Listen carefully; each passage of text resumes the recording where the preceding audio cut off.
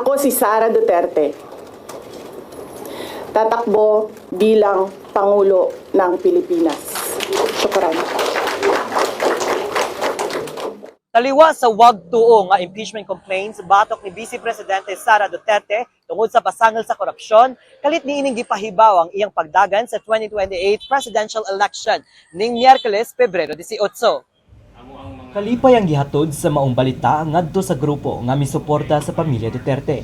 Akong nahinabi ang usa sa mga leader sa maong pundok nga si June Abines. Iyang ipadayag ng kaniadtong nahimo ni VP Sara sa Davao o sa iyang pagpangu isip DepEd Secretary, nagpakita sa iyang abilidad isip leader.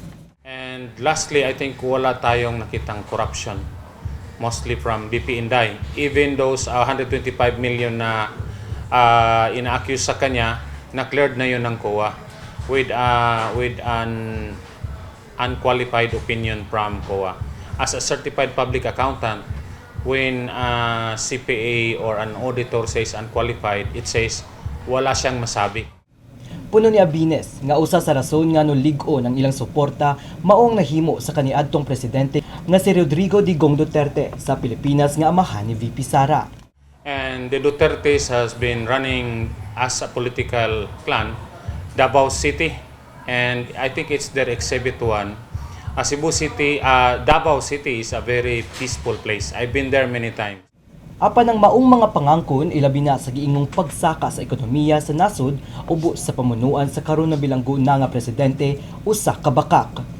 Mao kini ang gibutyag sa usa ka political analyst nga si Rigleto Imbong. Tukion magud natog maayo ang mga datos nga gipresenta no sa labay nga administrasyon specific to economics. For example, dako gid kini nga kanang bakak no ilahang giingon. Nya maskin karon makita nato nga grabe nga kalisod nga nasinati sa katawhan no. Gumikan sa kapalpak pud sa katong previous nga administration. Pwede natong i-cite specifically ang katong sinitabo pag pandemic. Kasamtangang napriso karon sa International Criminal Court kun ICC si kanhi presidente tungod sa kasong crime against humanity.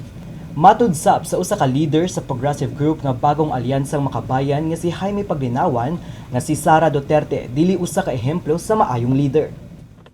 Nang una sa track record sa pamilyang Duterte, ingon nato nga grabe ka pasista, grabe ka kurakot. Kunya at the same time maingon nato nga mao banay gusto natong ibutang sa Malacañang after sa 2028 nga eleksyon. Sa laing bahin, gamay kakugang sab ang nabati sa usa ka leader sa organisasyon sa mga political science students sa University of the Philippines Cebu sa anunsyo sa Vice Presidente. Alang niya, premature ang deklarasyon ni ini, ilabi na nga aduna pa siya'y duha ka tuig sa iyang termino isip Vice President.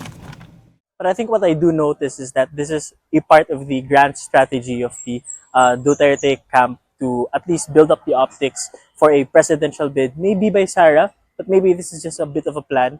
Maybe it's baste or maybe it's something bigger. But we do know that the Duterte camp is definitely cooking something up for the elections.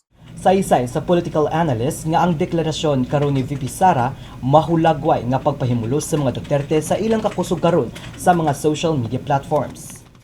So, kabalo ang mga Duterte nga tungod sa kanang kakusog sa disinformasyon na agid sila support base, na sila social base nga makatabang sa ilaha sa pagdaog sa gahom. Kauban ni Mary Angel Parac og Jovi Catun, kini si Mark Ermas, alang sa MyTV, Cebu.